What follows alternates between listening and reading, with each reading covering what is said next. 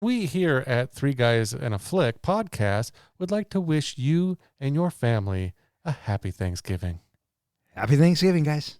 Hey man, it's me, Kevin Smith, the annoying voice of podcasting, and you're listening to the non-annoying Three Guys in a Flick. Ladies and gentlemen, please take your seats. The show is about to begin. And so the days of the samurai had ended. Nations, like men, it is said sometimes, have their own destiny. As for the American captain, no one knows what became of him. Some say that he died of his wounds. Others, that he returned to his own country. But I like to think he may have at last found some small measure of peace that we all seek and few of us ever find.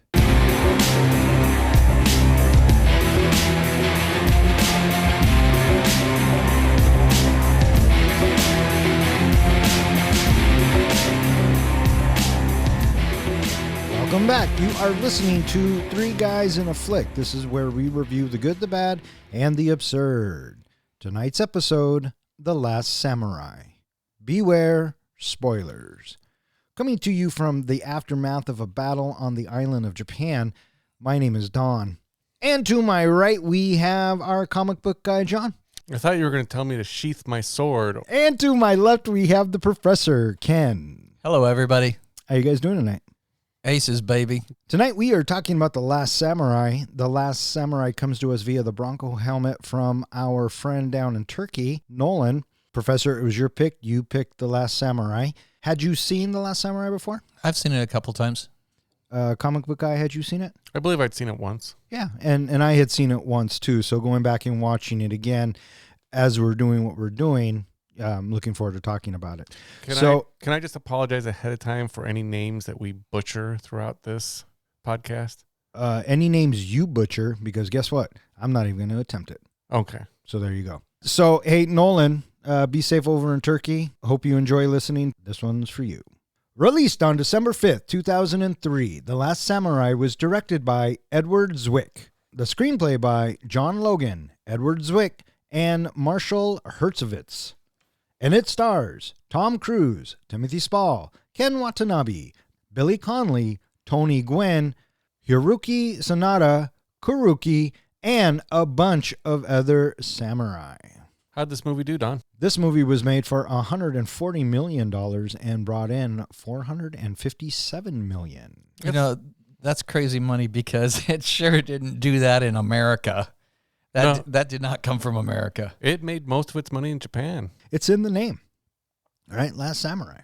Speaking of the name, I always assumed The Last Samurai referred to like Tom Cruise's character or the last one that died.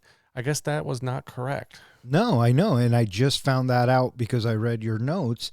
They meant the samurai as a whole. Yeah, because apparently samurai is the plural version of samurai. So they meant all samurai. It was the last of all samurai. One person that you didn't mention I thought was interesting that I just, looking at my notes, just realized Hans Zimmer did the score for this movie. That would explain why I liked it. Apparently it was his 100th score. Oh, yeah? Hans Zimmer can do no wrong in my book. Yeah, man, he's fucking awesome. He's top notch. Yeah, totally. And he certainly has some Oscars underneath his belt. He's been nominated a bunch of times, but certainly, some crowd pleasing pieces by him. Man of Steel, Black Hawk Down, Dark Knight, Top Gun Maverick, I mean. Mm-hmm. So, he's definitely made a strong mark on this movie, and it really helps the movie a lot. Yeah, and it does help the movie a lot. And I remember thinking back while I was watching it that I really dug the soundtrack for this. And I didn't put two and two together, and I must have missed his name. But, hey, that might have upped my fuck score just a little bit. Yeah? No. Yeah. No, come on. He also did Gladiator. Oh, I'm well aware. He also did Rain Man. Oh, for fuck's sake. Pirates of the Caribbean. He also did Inception. Any others? Lion King. Interstellar. Dune. Yeah. So, yeah. Da Vinci Code. He's fucking awesome. Did he do Interstellar? Yeah. Mm-hmm. He got nominated for it. Which one did he? Oh, he didn't do Tenet. And I remember watching Tenet with Keenan going, dude, I love Hans Zimmer. He's the man. And Keenan looks at me and goes, are you fucking high? He didn't do this. And I said, you cannot tell me that doesn't sound like Hans Zimmer. Different podcast for a different time. This Edward Zwick, have you guys seen any other of his The only films? thing of note that I have of him is Legends of the Fall. That's the only other thing that I really relate to him with. Have you ever seen Legends of the Fall? Yeah. I liked it at the time I saw it. Have you seen it? Nope. All I remember about Legends of the Fall is Brad Pitt's long, flowy hair and the fact that I think I cried through 90% of that fucking movie. And Tom Skerritt. Oh, and our buddy Henry Thomas. Yeah. Yeah, Legends of the Fall. I guess he apparently has done a lot of TV, and he has done some other films like Love and Other Drugs with Gyllenhaal and Hathaway, and then the Dr. Cuckoo Pants Jack Reacher. Right. That seems to be his other calling card is the Jack Reacher. Yeah. All right. Well, speaking of Samurai Cuckoo Pants, what'd you guys think of Tom Cruise in this one? He was Tom Cruise. It really was, right? Yeah. Normally, I complain about Tom Cruise, besides being what you call him, Dr. Cuckoo Pants, Yes, I do. for playing the same type of character every single time. You could almost take his character from this movie, put it over in this movie, and he's playing the same person. This time, I thought he did a little bit better with creating a character who had PTSD, drunkard, who finds redemption in the end. I thought he did a little bit better of stretching his acting potential here, but no, about the same. No. Yeah. I thought he was passable. It's a Tom Cruise vehicle. So A, he's going to do his homework. B, he's going to bring everything he has to it. And C, at some point, you're going to just go, okay, let's go with it. He spent 2 years preparing for this role. That doesn't shock me whatsoever. No, that's Tom Cruise. Yeah. What'd you guys think of the supporting cast? I loved, I can't remember the name of the character, but the head samurai. Ken Watanabe. Yeah, I loved him in this movie. I thought he was just the scene stealer. He got nominated for supporting actor. Yeah. Oh, What Christopher Nolan movie was he in? Oh, I'm sorry. That's a trick question because there's a couple. What Christopher Nolan movie that you would love is he in? The Dark Knight? And I don't know. Inception. no, he wouldn't love Inception. I've Yes, never seen Inception. Yes, he would. No, he wouldn't. I don't think he would. I don't think he would love it. We should probably do Inception. That's What not will a- my rating be? For Inception? No. Oh, No. we'll have to- Now we have to do it. Stop right there. No. And then you can rate him. He's Ra's al Ghul. Yes. He is the fake Ra's al Ghul. You're correct. Yes, he is the fake Ra's al Ghul. I stand corrected. But yeah, he's in Batman Begins. Mm. So there you go. I was close with Batman, at least. Well, What other movie was he in? You said that there was two that he was Inception. Oh, Inception. He's also in Inception. Okay. So, yeah. Timothy Spall. What do you guys think of his character? I always think of Wormtail. Yeah. He's very endearing in this movie. I think so. He's the He's our narrator. yeah, and he's picked to go along and document whatever he sees, and Yeah. he's kind of that. Yeah, he's our narrator. He's good, and I think in the scenes he's in, but he's mostly just a background character. You don't really pay much attention to him. Okay. But Yeah. they keep sprinkling him throughout the movie. He follows along with the outlaws as they break Kazumoto out, and then he is there documenting the samurai. With images of them before their big battle. Yeah. So he continues to sprinkle himself in the movie. Yeah, I thought he did a great job outside of me always picturing Wormtail. Then that's what you do. Yeah. Did you guys know much about Billy Connolly? I know that he's a comedian, and I've seen him in a bunch of things. Most notably is the Boondock Saints. But yeah, I saw him in He it. was on TV. He replaced, I can't remember the good guy's name, but Howard Hessman Howard on Hess- Head of the Class. the Oh my Class. God, I just remembered that. But if you ever get a chance to watch his stand-up, he is really, really funny. That's what I've heard. It's Yeah. really good. Yeah, I couldn't put my finger on where I knew him from, but I have definitely had some time with him. Yeah. Yeah. I would have loved to see a bit more of him in this movie, but it was pretty poignant the way they took him out. It's war, baby. C'est la guerre. Mm-hmm. We got a bit with William Atherton as the Winchester rep guy. Oh, I saw that. Yeah, and I was thinking, oh my God, it's Dick Thornburg. Yep. Yeah. What's the name of the actor who plays the lieutenant colonel or whatever, the one that Tom Cruise hates? Tony Goldwyn. Tony Goldwyn. He plays a dick, I think, in every movie he's been in. Oh, I agree. Yeah, He's another one of those actors who's just good at being a dick. And I think it's the look, right? I mean, when he's on screen with Tom Cruise, you can feel Tom Cruise's disdain for him. And there is a line where he says, you know, I'll kill whoever you want for $500 a month, but you, I'll kill for free. yeah, I thought that was a great line. Yeah, the only other place that I really remembered him from was Ghost. And he's also in, I think he was in a show called Scandal. And yeah, Ghost is where I first place him as well. Professor, do you want to mention any of the awards that this was nominated for? Well, it didn't win any, but as I already stated, it got supporting actor. It was nominated for art and set direction, costume, and sound mixing.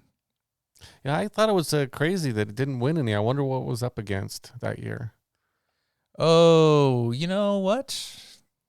Lord of the Rings, Return of the King. Oh, that would make sense. Did that one sweep the awards that year? Well, it didn't sweep these categories necessarily, but It did if it was nominated because it didn't lose. yeah. So I'm sure production design, it had to have. What else was it? Art and set direction, costume. Fuck yeah. But we digress. I have a question for both of you, and this is not coming from any type of personal opinion, but it's something that's come up on past shows. This movie feels like it's supposed to be historically accurate, but turns out they kind of fictionalized a lot of the story, a lot of the characters, and a lot of what happened to the samurai. Does that change your opinions, or does that affect your opinions about this movie at all?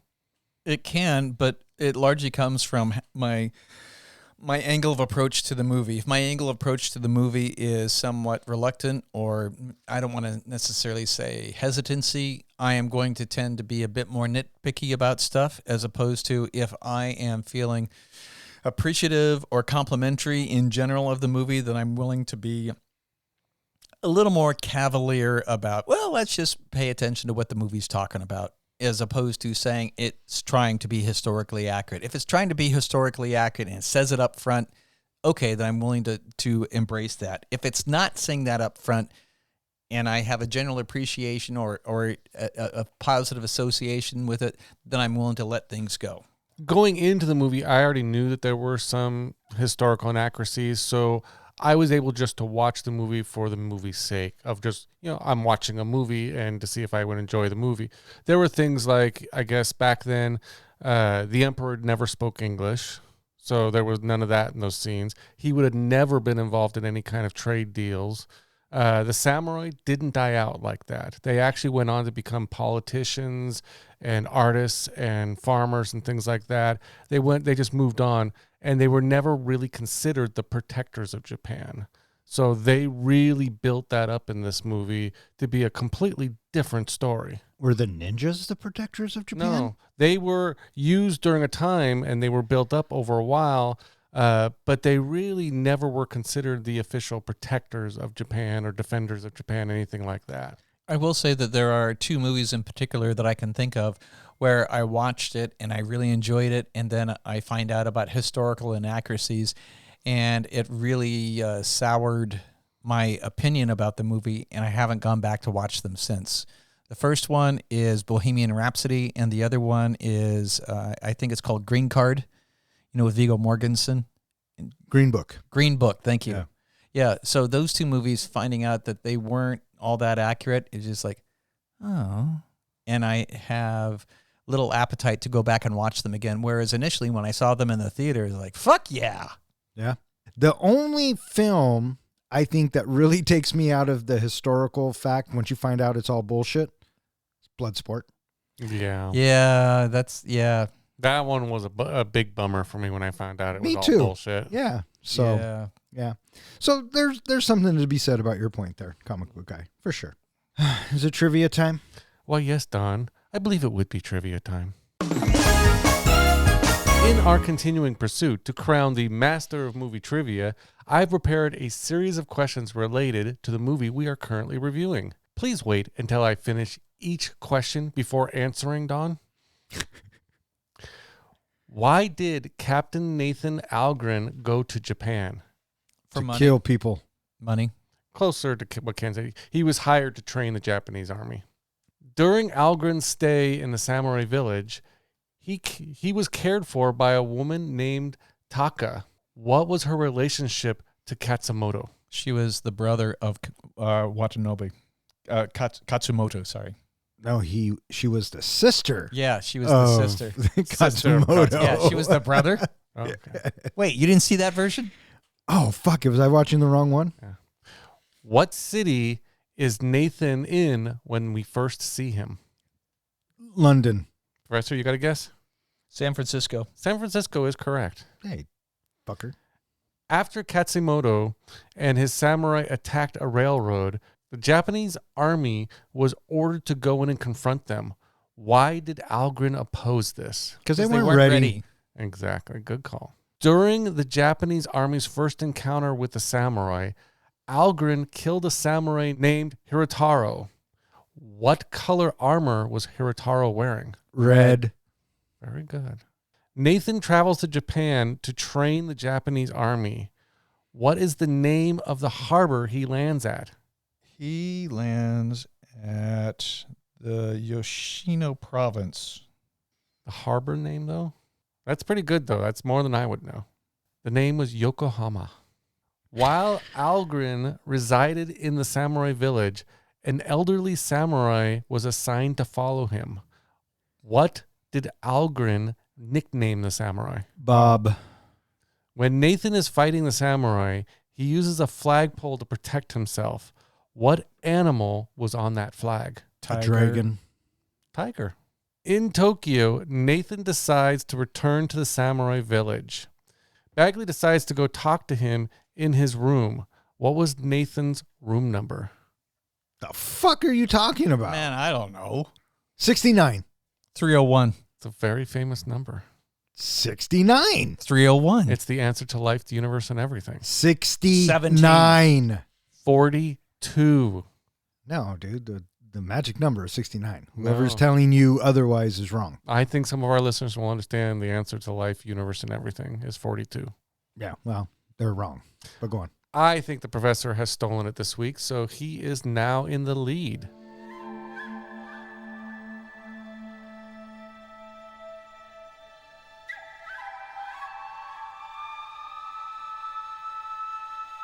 In 1876, former U.S. Army Captain Nathan Algren, a skilled soldier who has become a bitter alcoholic traumatized by the atrocities he committed during the American Indian Wars, is approached by his former commanding officer, Colonel Bagley. Bagley asks him to train the newly created Imperial Japanese Army for a Japanese businessman, Amura, who intends to use the army to suppress a samurai-headed rebellion against Japan's new emperor. Despite his hatred of Bagley, the impoverished Algren takes the job for the money. He is accompanied to Japan by his old friend Sergeant Zebulon Gant. Upon arriving, Algren meets Simon Graham, a British translator knowledgeable about the samurai. So, this movie kicks off and we are introduced to the folklore of the creation of Japan. Yep.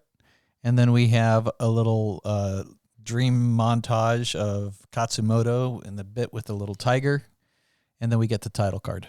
I was struck by the tiger and why was that in there?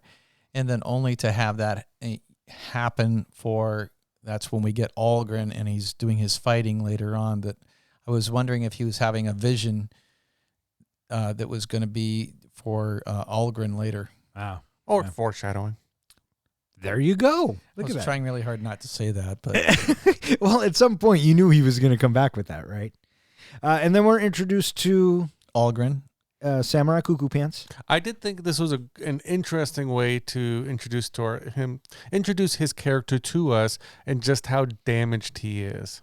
Yeah, and I feel like I've seen this trope a bunch of times, and what kind of stood out to me here was that, Cruz sells it. And the whole bit where he's sitting in the backstage dressing room and they're pumping him up to come out there to sell these rifles, and then he comes out there and flips out. And he's very charming and very charismatic while he's doing it. Mm-hmm. And is it Connolly who's in the audience? Yeah. Yeah, the whole bit firing the rifle off, across over the crowd's head. Yeah, that got their attention. Yeah. You know what scene that kind of reminded me of the way he was talking to that kid? The same scene from Jurassic Park with the whole raptor claw. And Oh, when everything. Sam Neill, yeah. Talks about gutting him and all that. It really reminded me of that scene. Oh, sure. So Gant approaches Cuckoo Pants and says, we have this opportunity. We got to go talk to your former lieutenant, buddy pal. And Buddy pal. and he's kind of like, fuck that. And we can tell already that Cruz is kind of fucked up.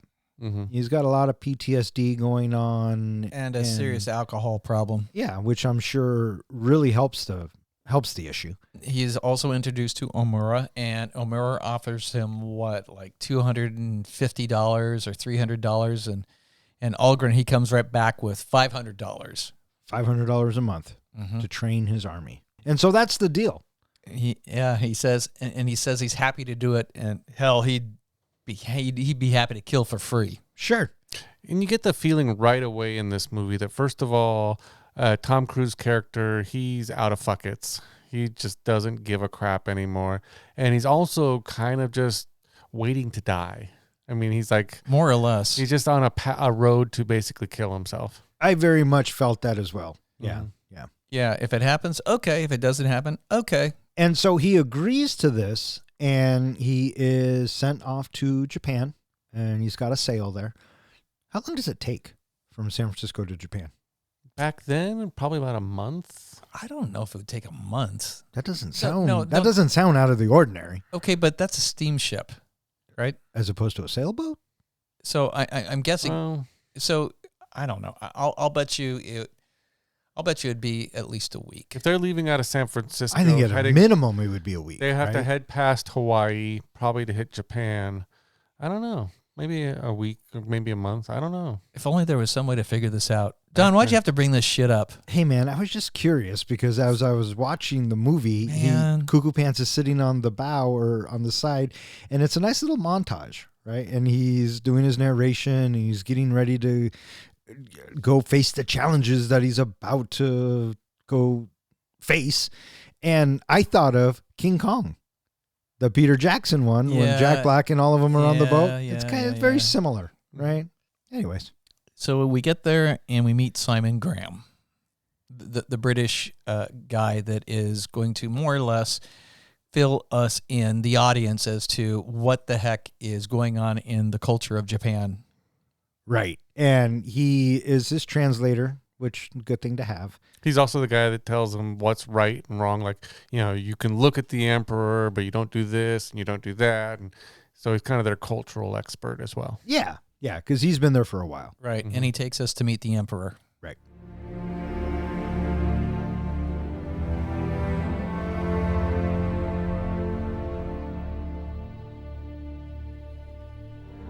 Algren learns that the Imperial soldiers are simply conscripted peasants with shoddy training and little discipline. While training them to shoot, Algren is informed that the samurai are attacking one of Omura's railroads. Omura sends the army there, despite Algren's protests that they are not ready. The battle is a disaster, and the undisclosed conscripts are routed and Gant is killed. Algren fights to the last before he is surrounded. Expecting to die, he is taken prisoner, when samurai leader Kazumoto decides to spare him. General Hasegawa, a former samurai serving in the Imperial Army, commits seppuku rather than be taken prisoner. Algren is taken to Kazumoto's village and, at Kazumoto's request, is taken in by Taka, Kazumoto's sister, and the widow of the samurai killed by Algren. While he is poorly treated at first, he eventually gains the samurai's respect and grows close to Kazumoto. With the help of Taka, Algren overcomes his alcoholism and guilt, learns the Japanese language and culture, and is trained in the art of kenjutsu. He develops sympathy for the samurai, who are upset that the pace of modern technology has eroded the traditions of their society. Algren and Taka develop an unspoken affection for each other. So we see the training begin, and we learn a little bit more about the samurai. And then we get to have our first flashback with Algren, where he is reliving a massacre being led by Colonel Bagley. and it's on Native Americans being just slaughtered. So we kind of see why Algren has kind of given up on life and given up on society and just doesn't give a fuck anymore. He's done so many despicable things. Yeah, he even says a few times, I think, that he hates himself. Yeah, and he has seen unspeakable things. He has done unspeakable things. So what does he do? He hides at the bottom of a bottle, and he thinks training this army will be easy. He'll do it. But unfortunately for him and the army, the samurai have advanced, and they're going to attack one of the railroads. And so Omura and Bagley say, this army's got to go now. And Cruz even makes it a point to show them that he's not ready. That whole... Gives them a little example. Yeah, and... This was a twofold example I thought of. One, it's an example to show that they're not ready, but it's also an example of what we were talking about earlier, his death wish. He almost wanted the soldier to shoot him so that he, wouldn't have to continue. And I thought, because didn't he say somewhere along, I want to die or just kill me or something like that? Well, I'm sure he did, but at that moment, I think you're right. I don't think he cared if he died or not, but his point was that they're not ready, and he was absolutely correct. Mm-hmm. Yeah, and so after he comes back from the hail or the bales of hay, pats the guy on the shoulder, and then he says to Bagley, "They're not ready." And what does Bagley say? The regiment leaves at 6 a.m. Yep. So come hell or high water, they're going to war. What'd you guys think of this first battle? It was intense, and interestingly enough, the battle only lasted for about 3 minutes. But I really thought that the choreography that they give us with the battle was good. I thought the surrounding was constricting.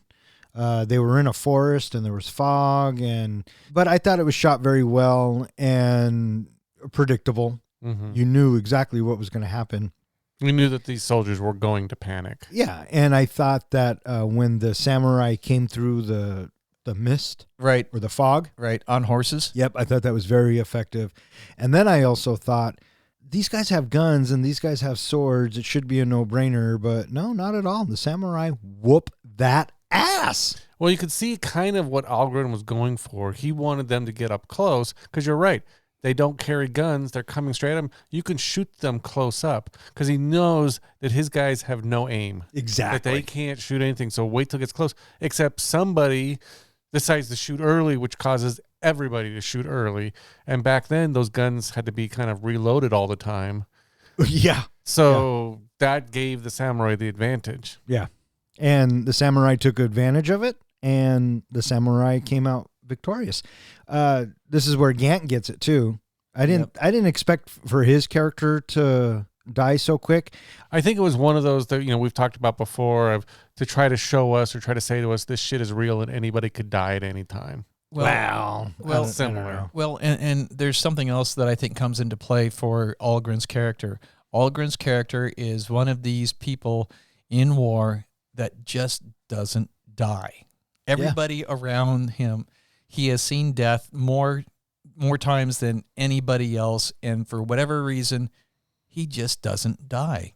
And so they get him off his horse. They're starting to kick his ass, and you can notice that Kazumoto's expression as he's watching Cruz. He's a warrior. And he's astonished. I mean, he's amazed about what he's seen. And I like the bit where the dude is going to finish Cruz, and Kazumoto gives him this look like, well, that was entertaining. That was cool, but let's get back to business and move on, fully expecting the samurai to finish out his... But Algren doesn't have any of it. Nope. No. And he ends up killing the samurai, and then everyone's going to kill him, and Kazumoto's like, wait, hang on. He just killed one of us. He took on 6 of you guys. Let's talk to this guy, right? He gets to know his enemy, and he doesn't treat him with violence or anything. He just wants to know. And he also has honor, and he respects what he sees in Algren. Yeah. He also doesn't have any resentment towards for especially killing his brother-in-law because it was a good death. It was a clean death. It was honorable. It was kill or be killed. He was defending himself.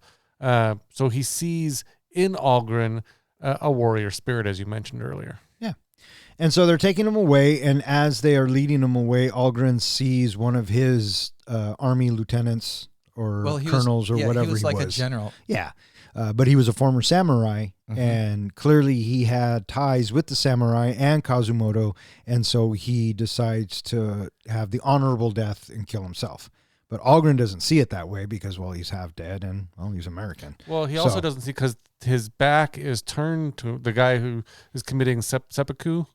His back is turned, so he doesn't see him stab himself. He only sees the sword come down and take his head off. So he's back at this village now, and his wounds are being tended to by Taka. And we don't really know much about her yet, but we go on to obviously find out she is the wife of the one that Tom Cruise killed.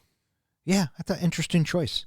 Yeah, curious that Katsumoto was willing to do that. I guess in that samurai spirit, her husband had died a good death. So she really, while she didn't care for him and she didn't like him and she was pissed off at him, she was being taught that this man really didn't do anything wrong in defending his own life. The hard part, I think, for me was the children. The children having to live with this man that killed their father. Yeah, well, the whole situation would have sucked. Yeah. So, I mean, What'd you think of Tom Cruise acting, of him going through getting through his alcoholism As he detoxes. Yeah. I thought it was fine. Sake. And they were like, nope, no sake for you. We get to see some more flashbacks of him being tortured by his past. Yep. Mm-hmm. And, he falls asleep, wakes up, and he's cured. And so he had to go through some fucking withdrawals. And he decides to take a stroll around the village and just take in the sights. And he has a little follower, Bob, which immediately took me to Rocky IV. When Rocky goes to Russia, every time he goes outside, he has the two guys following him. Mm-hmm. So, but he gets to walk around the village, and he's not really a prisoner, but more of a viewer or more of a guest, I guess. Well, I like how they tell him right in the beginning, winter's about to hit, and you will not make it back to town alive if you even tried. Yeah. So there's no reason to even try to escape. So there was no reason to even hold him. Yeah.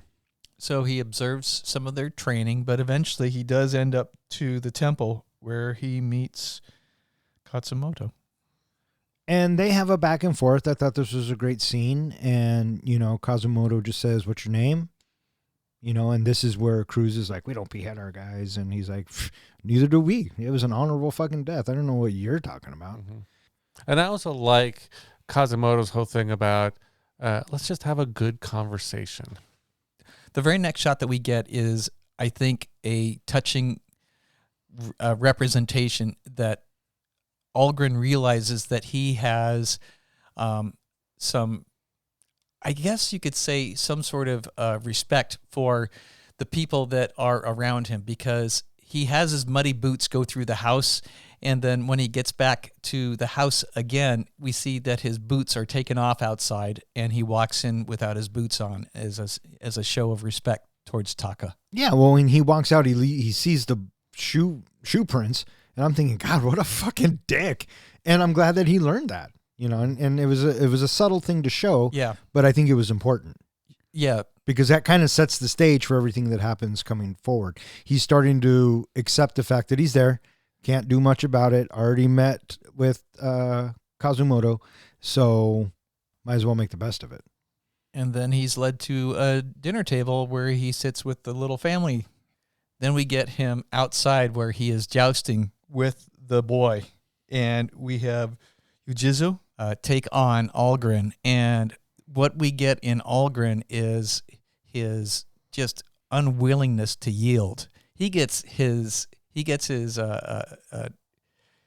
feet knocked out from underneath him. His ass kicked, basically. Four times before he finally decides to stay down. And if you think about it, how it was cold and wet and all that kind of stuff, getting smacked by those like wooden swords, that would hurt like hell. Oh, what would those bruises look like the next day? And he gets up every time. And so I think that's where he starts again, like you were mentioning, that's where he starts winning their respect a little bit. Earning a little bit of respect out of them. Yeah, I agree with that. Mm-hmm. Yeah.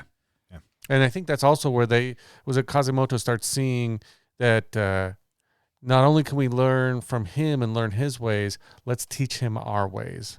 And then we have a little conversation where Kazumoto and Algren, they talk about General Custer.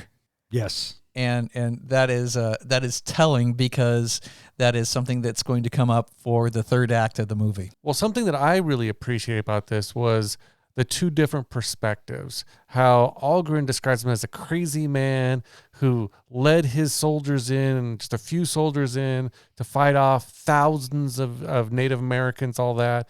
And it was just a slaughter he led his soldiers into. And then you look at Kazumoto, who's thinking, a few versus many.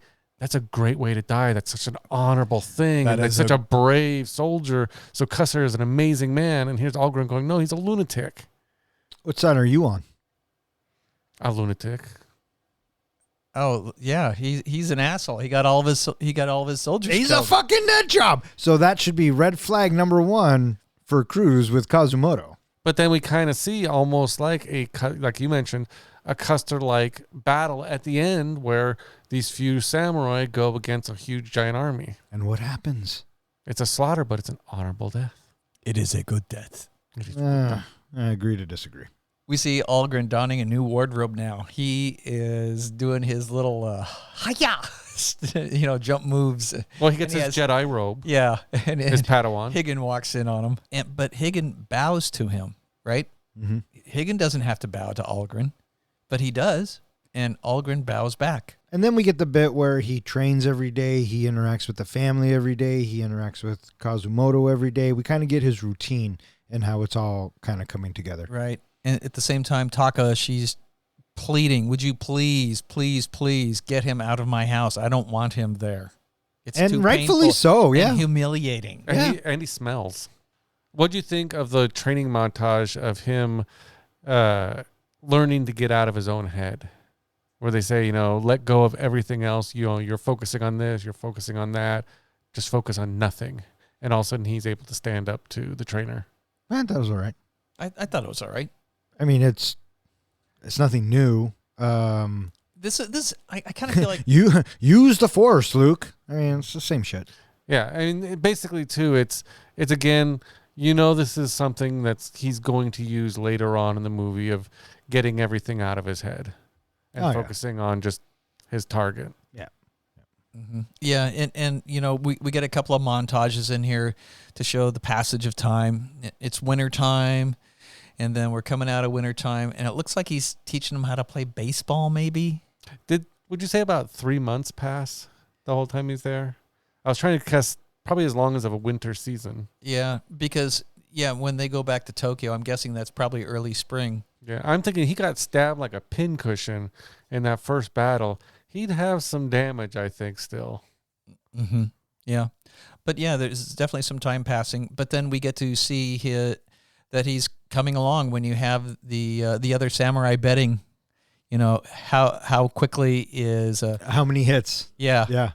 And so with that, it's a draw. And Yeah. everybody's surprised by that. So, he's starting to learn, yeah. And he's getting more grudgingly, I think, respect from these other samurai. Yeah. You're also seeing his conversations with Kazumoto.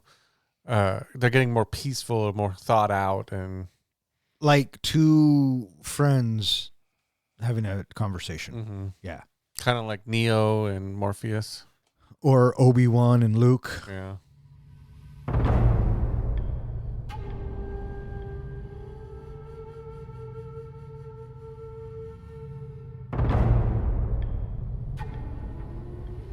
One night, a group of ninja infiltrate the village and attempt to assassinate Kazumoto. Algren saves Kazumoto's life and then helps defend the village, concluding that Omura must have hired the ninjas. Kazumoto requests a meeting with Emperor Meijing in Tokyo. He brings Algren, intending to release him. Upon arriving in Tokyo, Algren sees that the Imperial Army has become a well-trained and fully equipped force led by Bagley. Kazumoto, to his dismay, discovers that the young and inexperienced emperor has become a puppet of Omura. At a government meeting, Omura orders Kazumoto's arrest for carrying a sword in public and orders him to perform seppuku the next day to redeem his honor. Meanwhile, Algren refuses Bagley's offer to resume command of the army, prompting Omura to send assassins after him. But Algren kills the assailants and then assists the samurai in freeing Kazumoto. During the escape, Kazumoto's son Nobutada is mortally wounded, his sacrifice allowing the others to escape. So it's evening time, and we have the village all together, and they are partaking in a little community theater thing that they do, I guess, every once in a while to kind of sort of pass the time. Oh, sure. I thought of Tropic Thunder immediately, but that's Yeah. that's just where my head goes. But yeah, Kazumoto's down there yucking it up, A little and comedy show. they're having a good old time. And naturally, there are ninjas in the area. And Algren's, soldier training, whatever, detects the ninja. Warns Kazumoto, a fight ensues, and Holgren kind of holds his own. But more importantly, he saves Kazumoto, showing that he wants to be one of them, really. He also Part of the tribe, part of the clan, part of the samurai. He also saves Taka's family, her children. Yes. Which I think really does a turn for her. And after all of the things that he's seen, I think it's natural that he goes to protect the children. Mm-hmm. Sure. Because that's where I would go. I gotta say Maybe. that this whole fight sequence, I was really impressed. I really thought that the music was superb during the fight, and I really think that it carried the intensity of the moment, and the fighting that takes place in here. It felt a little John Wickish. A little bit. Mm-hmm. A little bit. And I really enjoyed this moment, watching them fend off, their assailants. Right. And so it turns out that Omura hired the ninjas, and now Kazumoto needs to go talk to the emperor. And so he takes Algren. They ride into town. Everyone's amazed that Algren's still alive, and he releases him. And then he goes in to talk to the emperor. Did you see this coming? I saw it coming a mile away about the emperor not being able to be the emperor. Yeah. Because he's just a kid. Yeah. But we also get kind of information here that Kazumoto was one of the people helping train the emperor. Yeah. In kind of the samurais and the old traditional ways. And now this emperor is being talked into modernizing everything. Right. Which is kind of almost like a betrayal. But Kazumoto also still traditionally sees the emperor as a living god on earth. Yeah. So he won't even tell him what to do or advise him. Whereas the other guy, the business guy, what's his name? Amuro, just sees him as a pawn. And it turns out because Kazumoto won't conform, Omuro's like, well, on a technicality, you're carrying a fucking sword. So guess what, bud? You're going to jail. Mm-hmm. That is one of the laws that they had passed when they were phasing out samurai and the old traditional ways. In Japan, they did pass a law you couldn't carry a sword. Oh, I believe it. I'd like to go back to before we leave the village. We have Algren going to say goodbye to Taka, and she's bathing herself, and she is in a white robe, and she is of few words, and we have Algren saying, I have to go away, and he thanks her for taking care of him. And then he leaves. And when they leave, I really like one of the shots that we get. The next time we see her, she is inside of the house, and she's no longer in white robes. All of her clothing is very dark, and her hair is mussed up.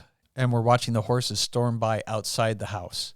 It was a really pretty shot to give the contrast of how content she was before she gets the news, and then how upset she is after, and then off he goes, and she doesn't know if she's ever going to see him again. Right. And for all intents and purposes, it looks like that, he's going back to join his people because Kazumoto gives Algren's personal effects back to him. Mm-hmm.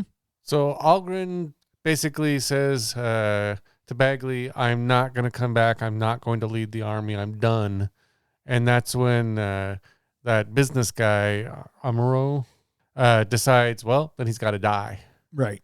And this scene is kind of reminiscent of the scene that he kind of had in the village, where he has to fend off himself. And this is the bit where he does close his eyes and remembers his training. And he is able to fend off the assassins.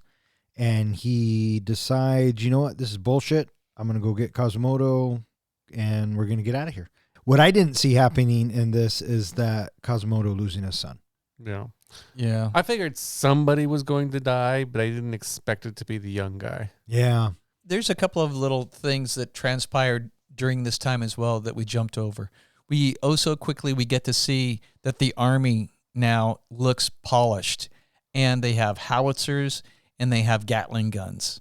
And the other thing that we also get to see is that the Emperor, he is unsure on how to proceed with this whole samurai bit, and he asks Kazimoto for, what should I do? But Kazimoto's too humble to speak his mind to the Emperor, and so with that, you know, he's left to, I guess I don't know what to do. And the other thing that we also get is the Americans are really pressuring the Emperor to sign this treaty with America, and they're dragging their feet on it. And Omura, he's like, well, we'll sign it when it's ready. Well, maybe we should be speaking with somebody else. Yes, maybe we should be speaking with somebody else. Should it be the French? Should it be the English? And so the Americans are being held at bay for the moment, but they're the ones that have given all of this military assistance to Japan so far.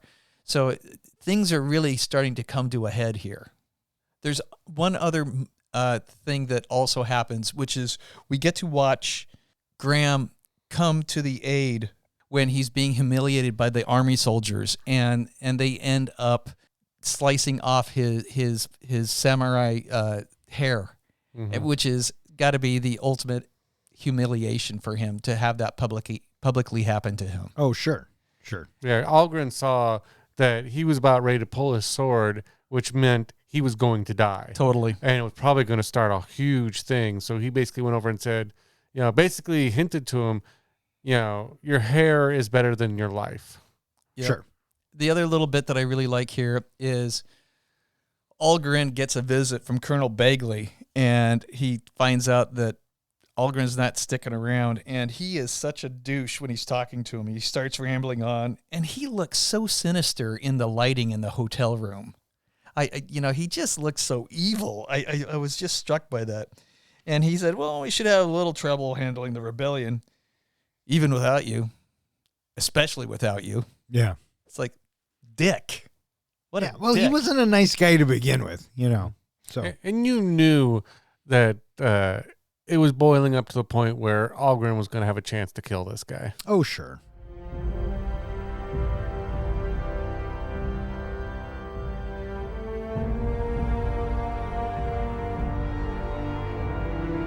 As the Imperial Army marches to crush the rebellion, a grieving Kazimoto contemplates seppuku. Algren convinces him to fight and joins the samurai in battle. The samurai use the Imperial Army's overconfidence to lure them into a trap. The ensuing battle inflicts massive casualties on both sides and forces the Imperial soldiers to retreat. Knowing that Imperial reinforcements are coming and defeat is inevitable, Katsumitsu orders a suicide cavalry charge on horseback. The samurai withstand the artillery barrage and break through Bagley's line. Algren kills Bagley, but the samurai are quickly mowed down by a Gatling gun. The Imperial captain, previously trained by Algren and horrified by the sight of the dying samurai, order the soldiers to cease fire, outraging Amuro. Katsumoto, mortally wounded, commits seppuku with Algren's help as the soldiers kneel in respect. On their way back to the village, we have this little fireside chat between Katsumoto and Algren, and it is clear that these two are definitely friends by now. Yeah. Oh, yeah. That they definitely have a special bond with each other. And, Algren, he's like, what do you want to do type of thing. And, Kazimoto comes back, I will die by the sword, or I will die by my own sword or by my enemies. And then from there, and then let it be the enemies. And so they decide right then and there. They are resolute that they're going to stand up. And if Kazimoto can't convince the Emperor, maybe both of them can convince the Emperor. Sure. Something that I thought was kind of just interesting at this point of the movie, from taking a step back and looking at it, is that at this point, first of all, Algren is so connected to Kazimoto because Kazimoto has given him his life back. he has now found purpose. He's whole again. At the same time, from all of his, past memories, his PTSD, he was always on, the superior armed side, just mowing people down. Now he's on that other side of it, getting ready to basically get into a losing battle. And this kind of, I feel like, gives him back his purpose in his life. Well, he certainly has reason to live now because of his new family, if you will. It was a very tender time when him and Taka are talking, and Higgins shares his feelings about not wanting Algren to go. And I got to admit, when he goes outside and he's talking to him, and I kind of teared up here, when he was talking to the boy outside. And the boy's like, no, don't go. Uh-huh. Yeah. And this is also where, as they're getting ready for battle, Cuckoo Pants gets the armor of the dead husband. Mm-hmm. What do you guys think of that? That was weird. It was a little weird, right? Yeah. But also, it's a culture thing. Well, I hope they had cleaned out the inside a little. He gets the armor, which you kind of had to see coming, and they get ready for battle. Do you think it was red to make Cuckoo Pants stand out in the camera shots? Oh, that's a good question. I don't know. Possibly. Maybe Cuckoo Pants looked at it and said, you know what? This needs to be red. So they go into battle. What do you guys think of this last battle? Well, let's talk about, the army showing up, right? We take a look. They're up there on the top of the hilltop, and they see, all those soldiers coming in. Holy shit. That's probably 2 regiments. They'll come in waves of 1,000. Mm-hmm. Holy fuck. Yeah. I love how when Algren's trying to talk Kazimoto into fighting back, he brings up basically the storyline from the movie 300. Yeah. How, these 300 men lured them into basically a little tunnel area, a little Battle of Thermopylae. into there, and they took on like 1 million soldiers. 1 million. And lasted a while. Yeah. Yeah, they lost their taste for the battle. Mm-hmm. So I love how he kind of inspires them, because that's exactly the kind of talk, the custard talk that really got Kazimoto going. Well, Kazimoto, he says, Algren asks, how many do we have? And Kazimoto says, maybe like 500. Kind of like Custer, huh? Yeah. Yeah. Yeah. And, in a war, that makes complete sense on how they did it and how they trapped them, Mm-hmm. And I don't know if I want to say unfortunately, but it happens in all of your battle epic movies. Yeah. The only thing I didn't quite get, and I'm still kind of searching for understanding, I understand a little bit, is not waiting another day or waiting till you have better odds, basically going into a battle where you're going to get slaughtered. Okay. Basically taking all the men from that village, leaving the village defenseless now, although hopefully the emperor and his men will have some honor, but, just marching out to die. I mean, do you understand the point of that? Were they just making a point to the emperor, or? Yeah, that they weren't going to be pushed around. Mm. They were fighting for what they believed in. Okay. Yeah, I felt the same way. Yeah. So I do like how Yujizu comes out and he's looking at Algren in the red armor, and he finally, looks at him, checks the armor, gives it a couple of slaps, and then he nods once in approval. It's like, yeah. He's accepting him, Yep. and they're going to go into battle together. And I knew that I was pretty confident that all of them were going to die except for Cuckoo Pants. But I definitely knew that he was going to go. When we do get to the battle scene and people start dying off, was there, besides Kazimoto, was there a particular death that hit you the hardest? No.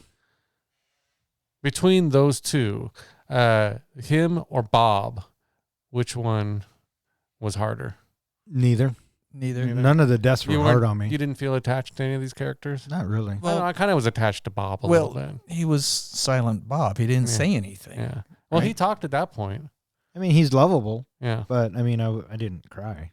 And Yujizu, of course he's going to die on the battlefield. Mhm. Yeah, he's a warrior. He was a true warrior. And the way that he gets stabbed and shot several times. Well, it's not until they break out that Gatling gun that everyone goes to fucking shit, right? So he gets popped off. What I want to know is, as they're firing the Gatling gun, how does Cuckoo Pants not get hit?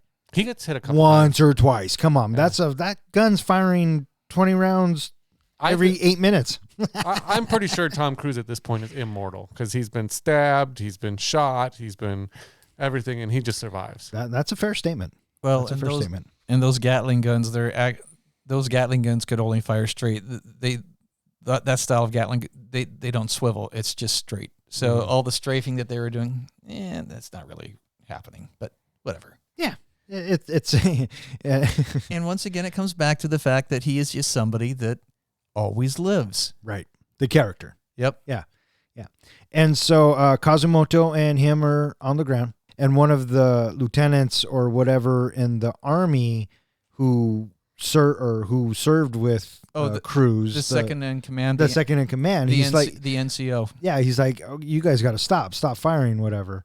But I do like how does Cuckoo Pants get Bagley with a sword? Doesn't he throw a sword? He throws the sword. Oh yeah, but he takes his samurai sword and he turns it around and he flings it and it hits and it hits Bagley. That's right. But I do love beforehand when they first ride out to discuss terms or whatever and to talk to each other, and how Algren says to Bagley, "I'll look for you on the field." Yeah. Algren helps Kazumoto perform his seppuku, and then the NCO, the second in command, he is so taken by it that he removes his hat. Well, I guess it's a hat. They probably call it a hat. The one thing I didn't quite get, they're doing the seppuku, but the seppuku is two parts. It's one, you take your small sword, you're basically like a dagger type sword, and you just basically cut your stomach and basically so you bleed out. And then the other person at the same time is, so it's supposed to be, help be painless, is supposed to take off your head. And Tom Cruise does not take his head off. Then they didn't do it right. So basically, he just, he only did the first part of the seppuku. So it's not complete. No. But what I was getting back to was you have the NCO taking his hat, or I'm sorry, it bugs me, but you know what they call that in the military? They don't call it a hat. Cap. Nope. Knit. No. Top. Lid. No. A beanie? No. What? Cover. Oh. Anyway, he falls to his knees, and then the entire regiment follows him, and everybody drops to their knees. Because Kazumoto was the man. Yeah. Yeah. Ultimate sign of respect. Yeah, absolutely. Yeah. So we cut to the ambassador Swanbeck presenting the treaty to Emperor Menji. And wouldn't you know it, who crashes the party? Dr. Cuckoo Pants himself.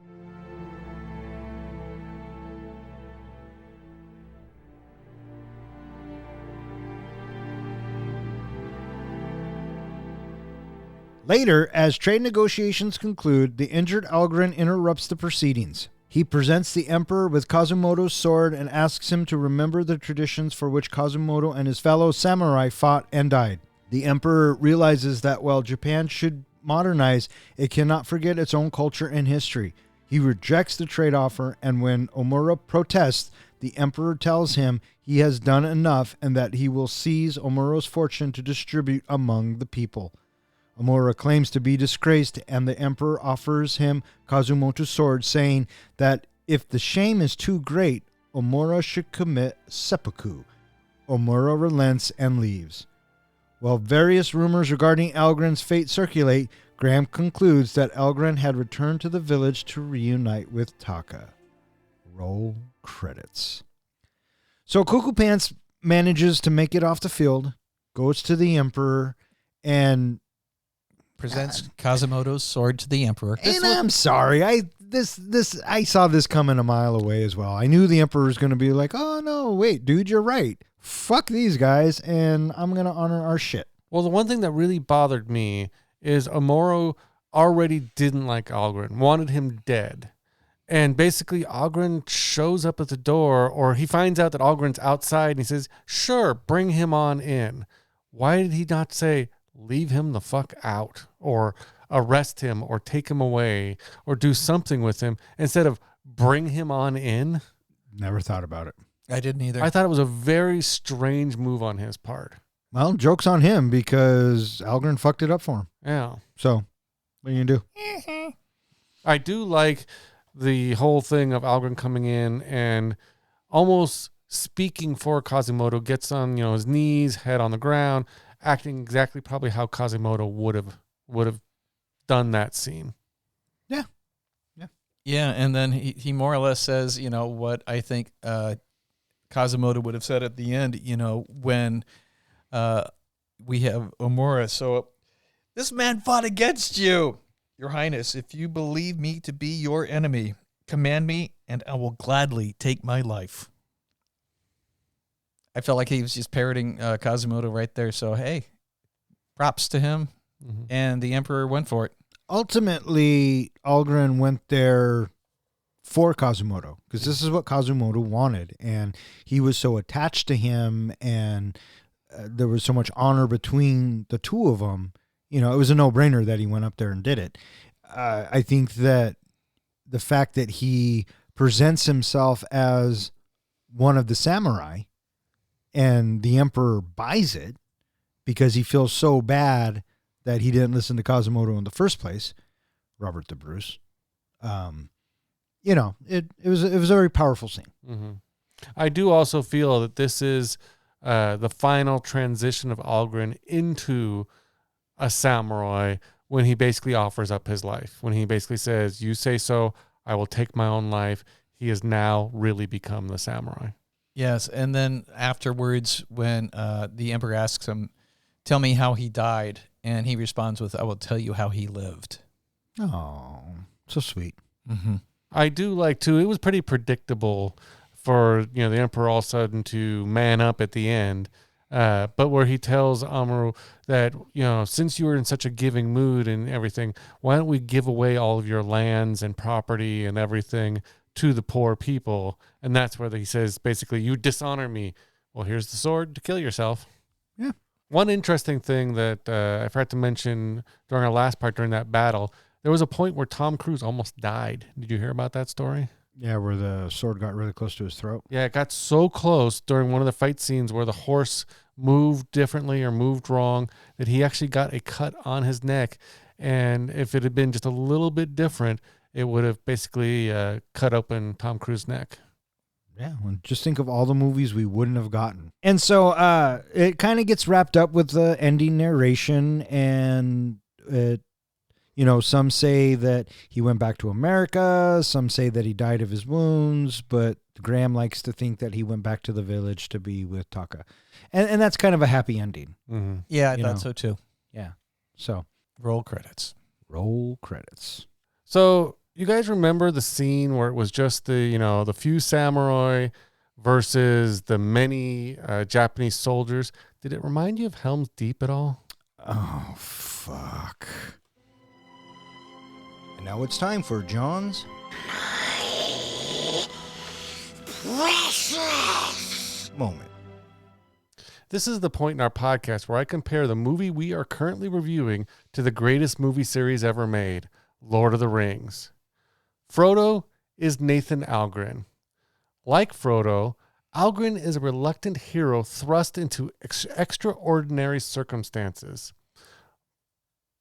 Both are thrust into a journey that causes them to undergo personal and transformative experiences. Just as Frodo strives to resist the corrupting influence of the One Ring, Algren has to learn to resist the death wish urges stemming from his traumatic past. Both end their journeys with new identities. Nathan is also Aragorn. Like Aragorn, Algren is a natural leader who has to go on a journey of self-discovery to truly understand his potential.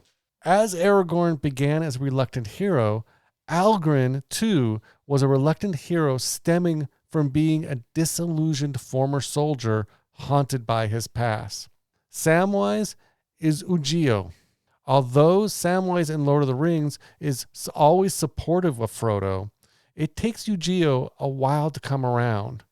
But when he begins training Algren in samurai sword fighting, he becomes a loyal and dedicated friend to Algren, helping to encourage him both directly and indirectly to continue on his journey. He is instrumental in helping Algren find his purpose through the ways of the samurai. In Lord of the Rings, Gimli is a fierce and loyal warrior known for his strength, bravery, and love for battle. Both characters have a strong warrior spirit and demonstrate bravery and dedication to their respective causes. Nobutada is a skilled archer, also making him a close analogy for Legolas as well. Boromir would be Captain Simon Graham, played by Billy Connolly, because like Boromir, Connolly gets it pretty early on in the movie. My pick for Gandalf is Katsumoto. In Lord of the Rings, Gandalf is a wise and powerful wizard who serves as a guide, mentor, and pivotal figure in the quest to destroy the ring. While Quasimodo does not possess magical powers, both characters share similar qualities. Both are respected and revered figures with deep wisdom and a strong sense of honor. They both provide guidance, inspire others, and act as a moral compass. So that would make our fellowship Nathan, Ujio, Nobutada, Captain Simon Graham, and Katsumoto. Gollum is a character consumed by his obsession with the One Ring. In Last Samurai, Amura is a self-absorbed, power-hungry industrialist who's obsessed with the modernization of Japan. Omura is obsessed with power and wealth and shows no remorse for those who are hurt during his pursuit of power and wealth. So that makes him our Gollum. Saruman the White would be Colonel Bagley. Like Saruman, Bagley is initially an ally, but eventually succumbs to the corruption and aligns himself with the forces of evil. Both Saruman and Bagley represent the consequences of unchecked ambition. So who is the Dark Lord Sauron? In The Last Samurai, there isn't one person that represents the Dark Lord. Instead, the analogy can be drawn that Sauron is represented by the forces of modernization and imperialism. It's the encroachment of the Western influence and the erosion of traditional values. Modernization represents the oppressive entity that seeks to reshape the world. So what is the precious? What is the One Ring? In The Last Samurai, the best analogy or comparison to the One Ring is the samurai sword. While not inherently evil, the sword represents power and authority to some, honor and heritage to others. It's shown to have great power when Quasimodo offers it to the emperor. It changes Algren from a U.S. soldier to a samurai when he receives his sword. And it was the refusal to give up the sword that led many to their deaths. And there you have it, my comparison of The Last Samurai to Lord of the Rings. Bring on the grades. What you got? I'm not sure because I didn't necessarily see a lot of the connections outside of the Gandalf, Frodo, and for the most part, I'm thinking a big fat C. I saw the Aragorn qualities for sure. Yeah. The one that kind of baffled me and I scratched my head was Gant was only Boromir because he died. Because he died quickly. He served his purpose and was out of the movie fairly quickly. Okay. That's a bit of a stretch. But First to go to Fellowship. That's like saying Gant is the equivalent to Orc number 4. He just died quickly. Meat's back on the menu, boys. I did like the ring bit, though, because though not inherently evil, you found a way to correlate that. So, you know what? I'm going to be a little bit more generous than Professor Poofy Pants over here. I'm going to give you a C+. And that was John's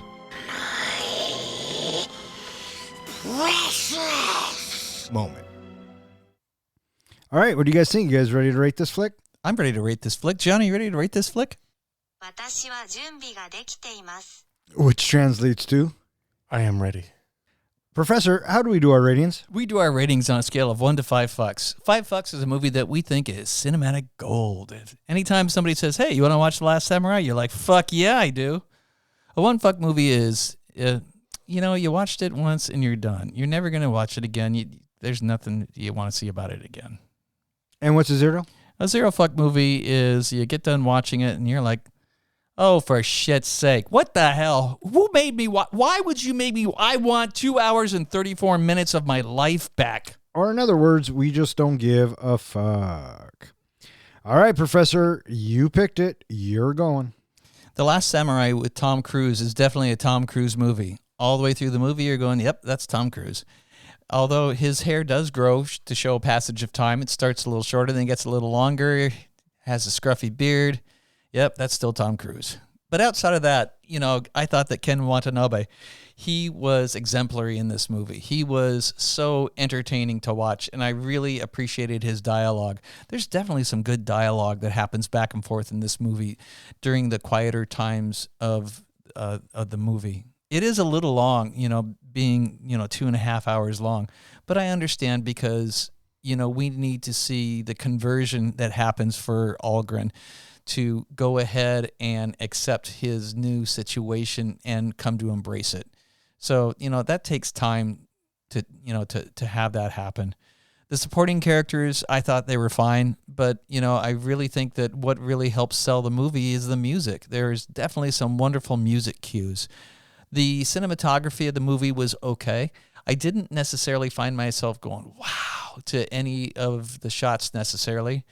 There was one Michael Bay shot when we have Katsumoto explaining about the petals of the blossoms being the perfect blossom. It's just like, oh, look at that Michael Bay shot. Oh, well, whatever. But in the end, I still found the movie to be enjoyable. Like I said, I've seen it a couple times before, and watching it this time around, it was every bit just as fine. I'm giving this movie 3.5 fucks. 3.5 fucks from the Professor. Would you like me to go next? No, I'll go. You go next. Oh, thanks, buddy. I thought this Last Samurai was a fine film. It was crafted very nicely. I agree with you, Professor, on the soundtrack. I'm always a big fan of Hans Zimmer. I think Hans Zimmer scores elevate films to a different level. And though the subject matter was interesting, and I paid attention more this time around to the Japanese culture, and Cuckoo Pants didn't really take me out of it, but I also agree with you again, Professor. When you see Tom Cruise, that's Tom Cruise. The supporting cast was great. I think the standout of the film easily was Ken Watanabe, and obviously because he got nominated. But other than that, I thought the story, though based on history, it was very kind of paint by numbers for me. And if you've seen one epic battle, you've seen them all.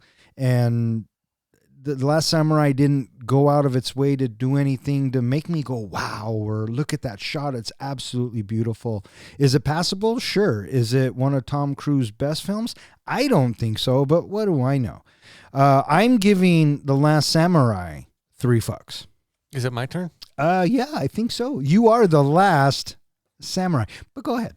You are the last podcaster. But before I go, would you like to guess my score? I think you've been on a run lately. Yeah, I have. You were going to give The Last Samurai 2.75 fucks. Is that your final answer? Should it be my final answer? I don't know. Is that your final answer? Should it be my final answer? That would be your call. What should be my final answer? Oh, are we playing the questions game? Sure. No, that's not a question. Yeah, it was. No, sure is not a question. When you play the questions game, you can only ask questions pertaining to the subject. Sure? Sure? Is that your final answer? Sure? All right, fucker, because we've built it up too much. I'm going to stick with 2.75 fucks. The Last Samurai is a visually stunning film that falls short in the terms of authenticity and character depth. Tom Cruise delivers a solid performance as Algren, with his demons and resurrection into a new hero. The depth of the character Ken Watanabe as Katsumoto is the movie's saving grace. stealing the show with his compelling performance, capturing the spirit and honor of the samurai.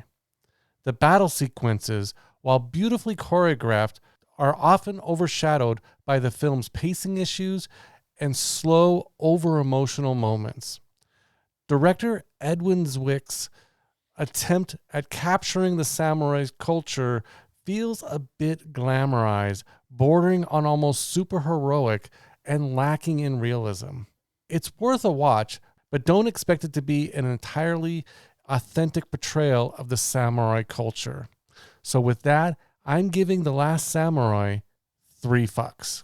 Ah, missed it by that much. With 3.5 fucks from the professor, 3 fucks from the comic book guy, and 3 fucks from yours truly, that gives The Last Samurai an average of 3.2 fucks, which ties it in the 21st spot with Bloodsport, Red Dawn, Galaxy Quest.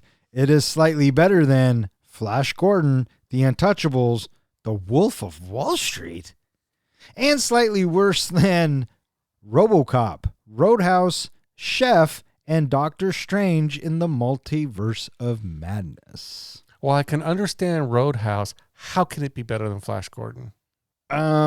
Because it Is? I mean, if this movie had Hawkman, I would kind of understand. It has Horseman. Does that not count? No? No. All right. Well, there you go. All right. That is going to wrap it up for this episode of Three Guys in a Flick. If you would like to know which movie we are going to be reviewing next, please check out our website. Speaking of which, hey, John, where can they find us? They can find us at www.threeguysinaflick.com, where we go ahead and post all of our podcasts, show notes, movie trivia, as well as anything else that we feel like posting there. And there's a form on the website where you can go ahead and submit a movie you would like us to review next. You can also find us at all of social media or any place that hosts podcasts. All right. I just want to thank Zach, Ronnie, and Jill for listening. Keep on listening. Thanks, Zach. Thanks, Ronnie. Thanks, Jill. And I want to send a special thanks to Nolan for requesting The Last Samurai. We had fun talking about it and reviewing it. We hope that you had fun listening to it. Yeah, good job, Nolan. For Three Guys in a Flick, I'm Don. I'm John. And I'm Ken. Thanks for listening.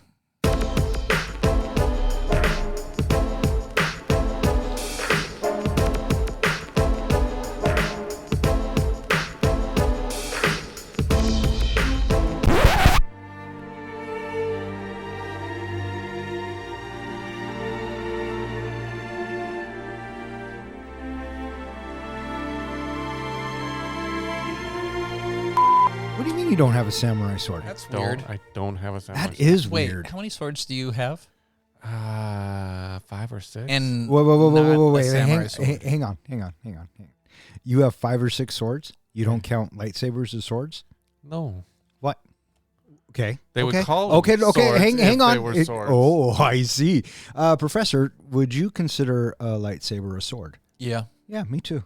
To each his own. Okay, you were going on about 6 swords, but none of them are samurai. No, because the one I want is the Kill Bill Hanzo sword. And Fair enough. Whatever. You don't have a samurai, but you do have 6. All right. Yes. Let me see if I can guess.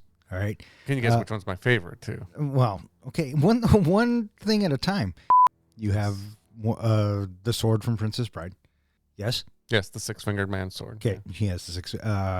I'm sure you have a Lord of the Rings sword. Mm-hmm. Do you have Aragorn's sword? I have Aragorn's sword, and then do you count Sting as a sword, or is it just kind of it's a Hobbit sword? It's in the name. Right. Thundercats? Oh yeah, you You've- have you've the. held all yeah, my that's right. Yes, I have. Sword of Omens. You don't have a full size He-Man sword, do you? Yes, I do. You got one? Remember, I brought it over. Oh. What about Highlander? Do you have the Highlander sword? I do not have the katana, no. Oh, okay. I have the McLeod sword, the one from when he was still. That would be a Highlander sword. No, well, he carries around Ramirez's katana throughout the movie, but What? in the very beginning, Wait, hang on. What movie, John? Highlander. Okay, so it's a Highlander sword. Okay, well, yeah, I have a Highlander sword. Are there still any? I think that might be all of them. Okay. But now you want to go to the lightsabers since they're apparently swords too. No, because outside of really Obi-Wan, Vader, and Luke, I don't give a fuck. What about Mace? Outside of Obi-Wan, Vader, and Luke, I don't give a fuck. What about Yoda? Is he going to make me say it again? Yep. Okay, well. Now, which one? Luke had 2 lightsabers throughout the series. The green one. Luke's actual lightsaber. Wait, not his dad's, You don't have but Luke's, his. You don't have the blue one? I have both of them. Of course he has both of them. You fucking kidding me? Do you have one? No. This one, again, I thought was a pretty easy one. Oh, by all means. The Lust Samurai. Did you have a different name besides the No, Lust Samurai? No. The Last Sausage? I don't know. No, see. That's too far off. Yeah. Samurai. Both have swordplay. The Last Bukkake? That's too far off. That's too far off? All right. May all of your days and nights be filled with happiness. All right. Fuck off. Good night.